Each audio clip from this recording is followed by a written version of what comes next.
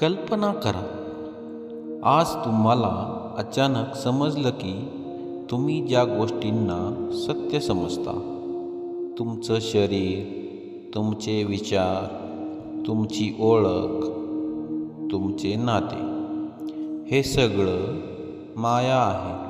हो, कदाचित तुमचं आयुष्य एक भ्रम असू शकतं आणि हाच प्रश्न हजारो वर्षापूर्वी ऋषी मुनींना विचारला होता. माया म्हणजे काय? जर हा प्रश्न तुम्हाला समजला तर कदाचित तुमचं जीवन भीतीपासून मुक्त होऊ शकतं. एक प्राचीन कथा आहे. एक राजा जंगलातून जात होता.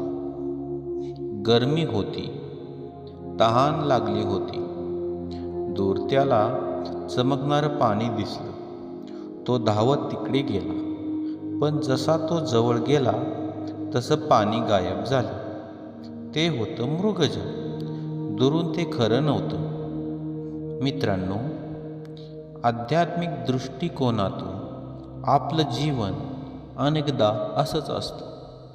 आपण ज्या गोष्टींना सत्य मानतो त्या कधीकधी फक्त माया असतात.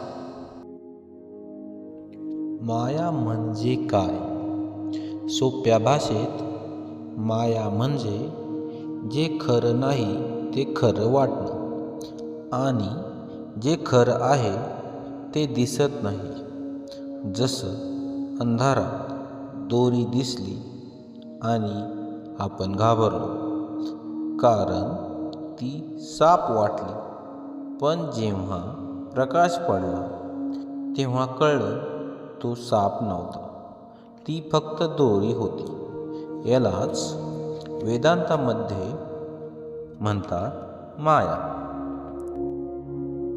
भगवान श्रीकृष्ण भगवद्गीतेमध्ये म्हणतात, दैवी दृशा गुणमयी मम माया दुरत्याया. अर्थात ही माझी माया आहे, अत्यंत शक्तिशाली आहे आणि तिच्यावर विजय मिळवणं सोपं नाही. म्हणजेच संपूर्ण जग मायेच्या प्रभावाखाली आहे.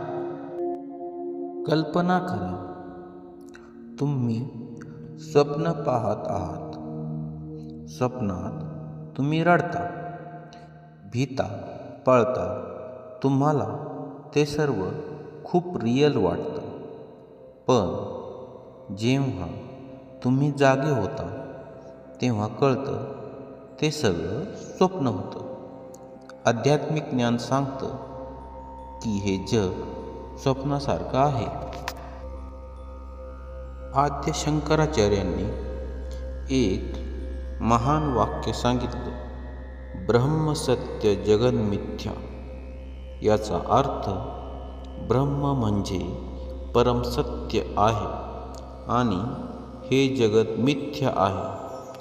मिथ्या म्हणजे पूर्ण खोटं नाही, पण तात्पुरतं आहे. जसं चित्रपट पाहताना तो रिअल वाटतो, पण आपल्याला माहिती असतं तो फक्त स्क्रीनवर आहे. आजच्या काळात माया कशी काम करते?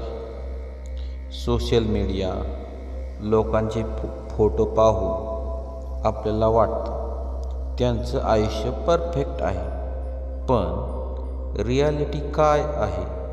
आपण फक्त त्यांचा बेस्ट मोमेंट पाहतो. ही देखील माया आहे. माया फक्त बाहेर नाही, ती आपल्या आत आहे. ती म्हणजे अहंकार. मी शरीर आहे, मी मन आहे, मी नाव आहे. तेव्हा माया सुरू होते.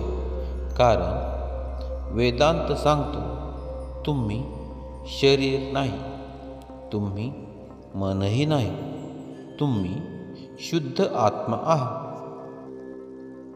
जर तुम्हाला खरंच समजलं की तुम्ही आत्मा आहात, तर काय होईल?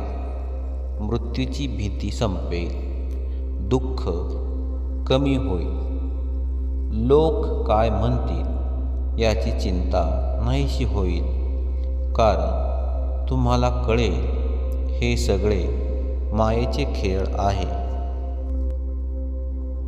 माया वाईट नाही, ती ईश्वराची लीला आहे.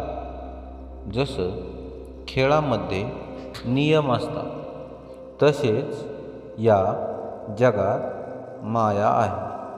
पण समस्या तेव्हा होते जेव्हा आपण विसरतो की आपण खेळाडू नाही, आपण साक्षीदार आहोत.